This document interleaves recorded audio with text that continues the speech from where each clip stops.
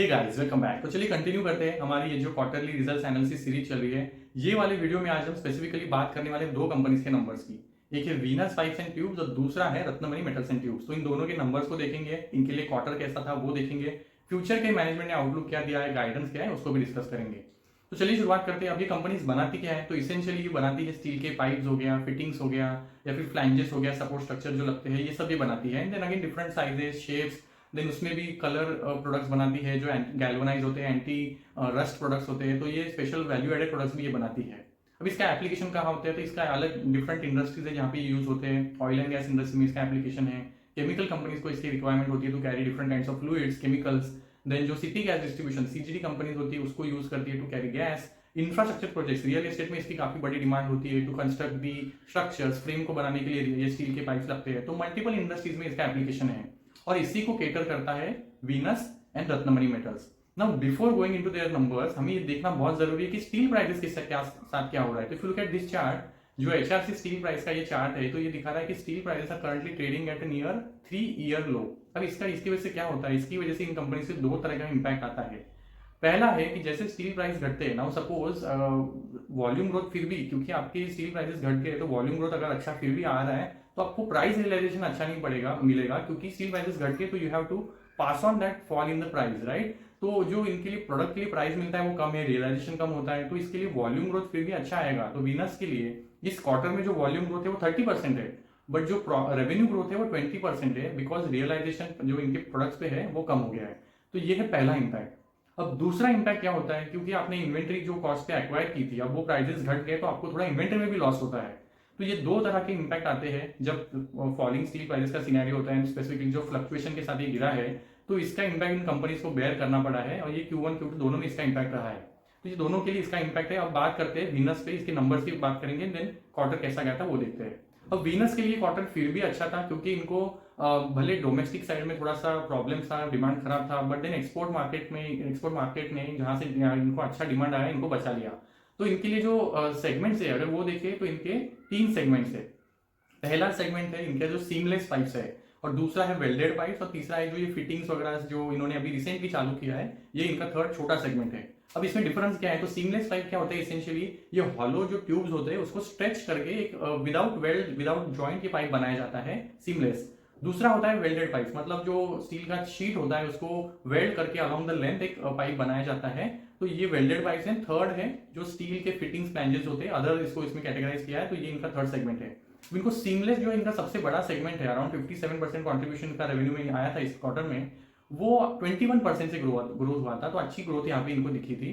But then जो welded pipes है यहाँ पे इनको थोड़ा प्रॉब्लम था, 33% कॉन्ट्रीब्यूट करता है, और यहाँ पे थोड़ी डिग्रोथ थी, 2% से रेवेन्यू डिग्रो हुआ था यहाँ पे। एंड देन जो थर्ड सेगमेंट है फिटिंग वाला, जो अराउंड 10% करंटली कॉन्ट्रीब्यूट कर रहा है, वहां पे काफी अच्छी स्ट्रॉन्ग ग्रोथ थी, अराउंड 300% से यहाँ पे रेवेन्यू ग्रोथ दिखी थी। तो ये उन्होंने रिसेंटली चालू किया है। लास्ट क्वार्टर में इसका कॉन्ट्रीब्यूशन 4% था और अभी ये 10% पे पहुंच गया है। तो अच्छी ग्रोथ दिखी है। तो अगर वेल्डेड वाला सेगमेंट अगर छोड़ दे तो बाकी दो सेगमेंट इनके लिए अच्छे किए थे।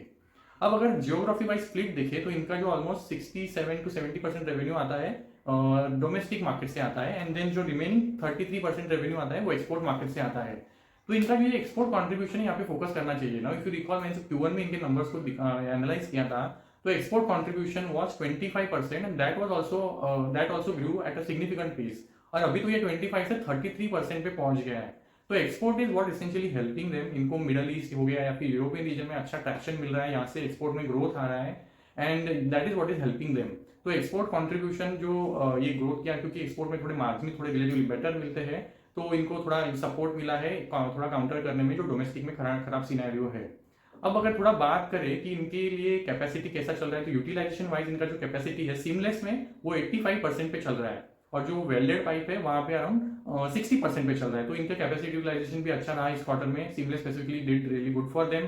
अब ये सीमलेस वाला जो इनका सेगमेंट है, अभी इन्होंने फर्स्ट टाइम इनके जो क्वार्टरली प्रेजेंटेशन है उसमें मार्केट शेयर रिलेटेड कुछ डेटा इन्होंने शेयर किया था। तो सीमलेस जो ग्रोथ है इनका मार्केट शेयर इसमें अराउंड 2020 में 1.6% पे था, अब वो 8% पे हो गया है। तो ऑलमोस्ट 5x इनका सीमलेस में ग्रोथ हुआ है, 5x मार्केट शेयर इन्होंने गेन किया है। तो विच इज रियली पॉजिटिव। मतलब one segment that is contributing larger for in your revenue bucket, you are gaining market share there. और ये कहा मार्केट शेयर जब गेन करे तो who is losing other competitors, right. तो Ratnamani if you will be seen short while, तो Ratnamani specifically might have lost that market share क्योंकि revenue degrew हुआ है, and Venus is able to tap on that opportunity, तो which is good. यहाँ पे इनको काफी अच्छी 73% वॉल्यूम ग्रोथ दिखी है over last 5 years. Welded pipe में भी इनको वॉल्यूम ग्रोथ अच्छी मिली है, बट देन इनका जो मार्केट शेयर है वो ऑलमोस्ट स्टैग्नेंट है, 4.4 से अभी 5.3 हुआ है, but then seamless actually stood out for them. अब यहाँ पे another point that one needs to understand and take a look at is जो सीमलेस पाइप का ओवरऑल डिमांड है वो बढ़ रहा है। If you look at now those blue bar graphs, they are indicating की जो वॉल्यूम का मार्केट में रिक्वायरमेंट है, this is based on CRISIL report. तो जो सीमलेस पाइप का जो डिमांड था इन द ओवरऑल रेवेन्यू, जो डिमांड है मार्केट में वो अराउंड 25% का था। तो अब now that seamless pipe contribution जो डिमांड है in the entire market, now that has become 1,10,000 tons, right. तो अभी मेट्रिक टन्स पर एनम, तो अभी ऑलमोस्ट 33% हो गया है। तो seamless as a category itself is growing, and that what essentially is helping Venus as well. Venus being a big player in the seamless category, तो वो grow हो रहा है because the category itself of the seamless pipes is growing, and that essentially is what helping Venus. अब बात करते हैं इनकी जो मुझे अच्छी बात लगती है कि इन्होंने अपना जो कैपेसिटी है वो FY24 में ऑलमोस्ट 3x कर लिया था। तो इनका जो मेजर केपेक्स था वो पास में हो गया। इनका करंटली भी कुछ केपेक्स चल रहा है, 2 फेजेस में केपेक्स चल रहा है इनका। मार्च 2025 मतलब एंड ऑफ दिस FY25 इनका फेज 1 ऑफ केपेक्स पूरा होने वाला है, जिसमें ये वेल्डेड पाइप्स एंड फिटिंग्स की कैपेसिटी को एक्सपांड कर रहे हैं। एंड फेज 2 केपेक्स है जो FY26 के एंड तक पूरा होगा, जिसमें सीमलेस की भी कैपेसिटी को और एक्सपांड कर रहे हैं। अब इनकी खास बात जो है, ये दोनों कैपेक्स करने के बाद इनका जो 38,400 का जो करंट कैपेसिटी है मेट्रिक टन पर एनम का, वो हो जाएगा 45,000 मेट्रिक टन पर एनम।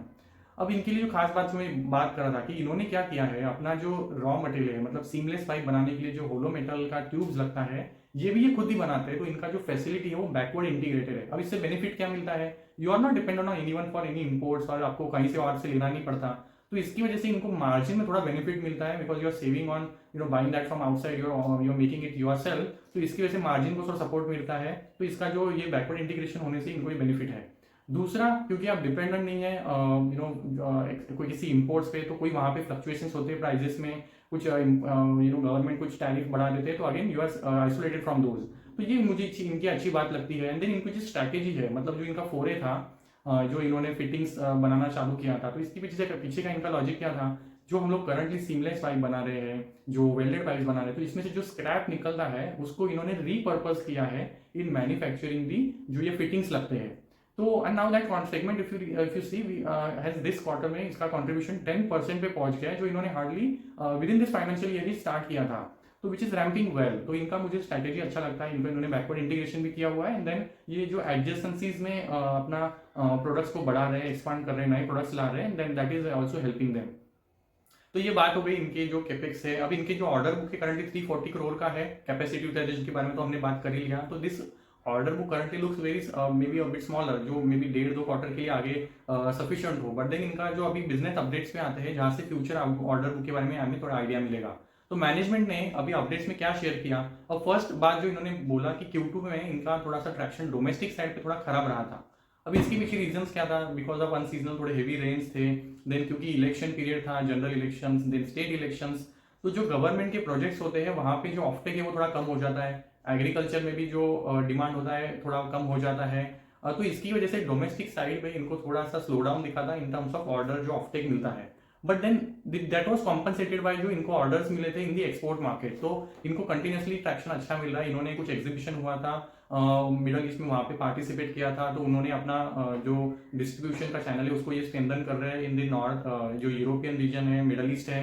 और यहाँ से आगे चल के भी और अच्छे स्ट्रॉन्ग ऑर्डर्स आएंगे इन Q3 एंड Q4, ऐसा इनका कहना है। अब यूरोप में इनको स्पेसिफिकली जो बेनिफिट मिल रहा है वो क्यों हो रहा है, बिकॉज यूरोप में एंड यूएस में रेट कट्स हुआ है। तो जैसे रेट कट्स होते हैं तो डिमांड साइड पे कंज्यूमर जो इंफ्रास्ट्रक्चर प्रोजेक्ट्स होते हैं स्पेसिफिकली वहां पे ग्रोथ आती है। तो उसका बेनिफिट मिलता है कि ये जो स्टील के पाइप्स होते हैं, ट्यूब्स होते हैं, उनकी रिक्वायरमेंट बढ़ती है। एंड इनके प्रोडक्ट जो है वो काफी स्टैंडर्डाइज गुड क्वालिटी प्रोडक्ट्स है, which are almost at par with जो यहाँ पे लोकली अवेलेबल है। एंड दैट्स वाई इनके जो प्रोडक्ट्स है वहाँ पे अच्छा ट्रैक्शन गेन कर पा रहे हैं।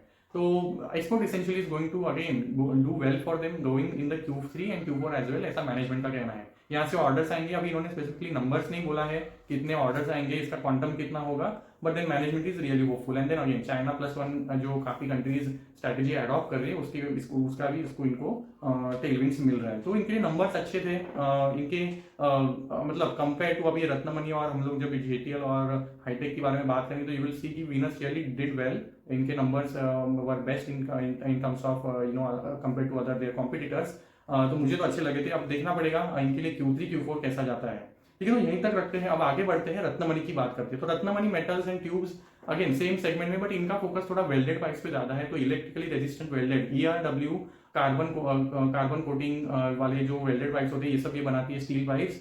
और इनका भी कंट्रीब्यूशन काफी सिमिलर सा है। डोमेस्टिक मार्केट से अगेन मेजर आता है 70%, 25-30% इनका भी एक्सपोर्ट से आता है। इनको भी डोमेस्टिक में काफी सिमिलर प्रॉब्लम्स को फेस करना पड़ा था, जो अनसीजनल हेवी रेन्स है, एग्रीकल्चर प्रोजेक्ट्स में जो गवर्नमेंट के प्रोजेक्ट्स होते हैं, यहाँ पे इनको स्लो डाउन दिखा था। कंपेयर टू जो वीनस से इनका डिफरेंस क्या है, ये जो इंडस्ट्रीज को केटर करते हैं, तो इनका जो मेजर सप्लाई होता है वो होता है CGD कंपनीज, या फिर जो domestic oil and gas companies हो गया, या फिर एग्रीकल्चर गवर्नमेंट के प्रोजेक्ट्स होते हैं, वहाँ पे ये ज़्यादा सप्लाई करते हैं। और क्योंकि ये इंडस्ट्रीज में इतनी ग्रोथ नहीं थी तो उसका इम्पैक्ट बेयर करना पड़ा था रत्नमणि को। एक्सपोर्ट में फिर भी इनको बेटर रिजल्ट्स मिले हैं, नंबर्स अच्छे आए थे।